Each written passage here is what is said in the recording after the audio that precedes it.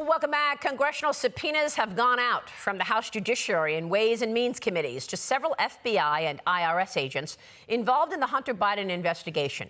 That investigation, of course, resulted in a plea deal rejected by a federal judge over concerns that the agreement would have provided immunity to Hunter Biden for any possible future criminal charges. Joining me right now with an inside look at how the probe was handled is Special Agent for the IRS Criminal Investigation, Gary Shapley. Gary, it's great to have you this morning. Thanks very much for being here.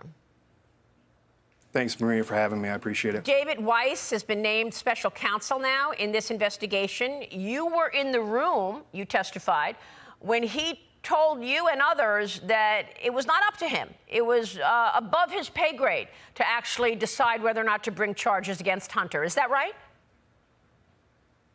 That's right, Maria. I was in that room, and it was so important I asked him to repeat it. There are witnesses in that room that I have provided their names to. They've received subpoenas now because they were unwilling to cooperate voluntarily.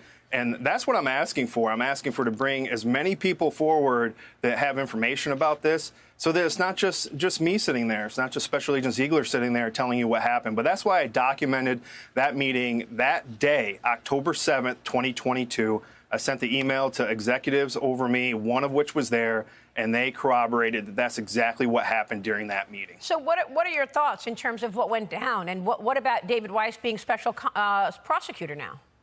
Special counsel? Well, to answer your question about David Weiss being special counsel, you just have to look at what he allowed to occur during this investigation. There are key witnesses we weren't allowed to interview, that we weren't allowed to ask all the questions of certain people we interviewed. People were tipped off that we were coming before the day of action. There were enforcement operations, to include search warrants, where a probable cause was agreed to by the prosecutors that weren't allowed to happen. And then you look, he played his cards, now moving through to his letters to Congress, through Attorney General Garland's testimony in front of Congress, that it is not accurate what they said. And, and part of it is DOJ will continually say their first talking point is a Trump-appointed U.S. attorney is in charge of this case. That's not what happened. In March of 2022, David Weiss and the prosecutors went to D.C. U.S. Attorney's Office, a President Biden-appointed U.S. attorney. He turned them down. Weiss confirmed that October 7th, 2022, again.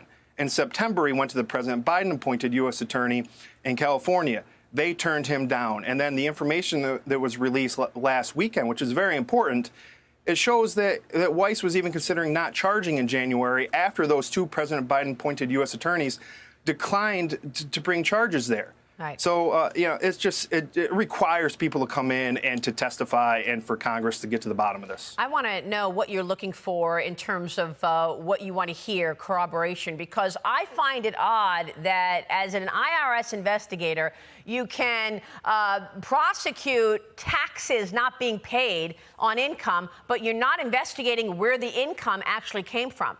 I want to get your take on what you saw in all of that Hunter Biden tax return information.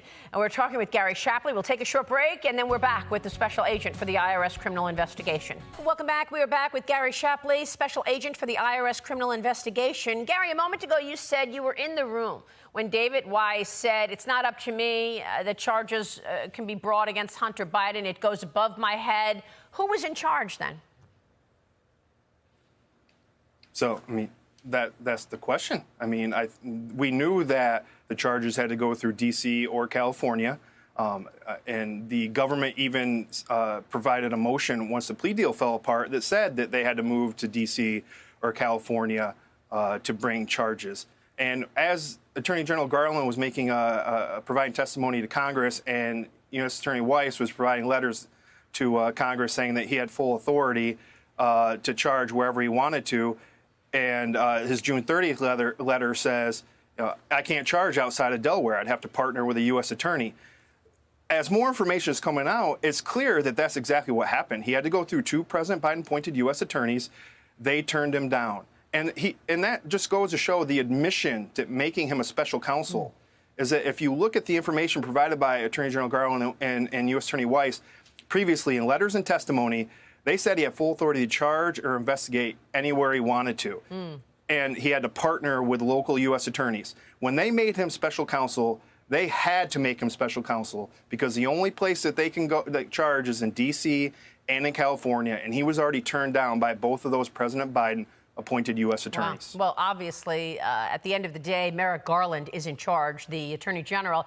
We want to know whether or not he committed perjury when he said he did not interfere in any way. Yeah, that's not for me to decide. I'm bringing the facts forward, and if people don't believe me, that's why I want them to bring in every witness that they can, and they put everyone under oath, and they testify, and then the truth will be out there for everyone to see. Well, what about this issue that you were the IRS investigator? How much money did you see coming in, and how do you investigate if he's not paying taxes on income but not check where the income is coming from? Foreign companies. Sure, yeah. So the dollar amounts I don't really want to get into because I want to be completely accurate. I don't want to misstate anything, but part of the normal investigative process in any other case, any other subject, is that whether it's the father or someone involved that's a partner or is getting 10%, or there's intermingling of funds, you have to follow those paths. I mean, generally, you wouldn't even be allowed to recommend prosecution if you didn't follow those leads to the end. Gary, thanks very much.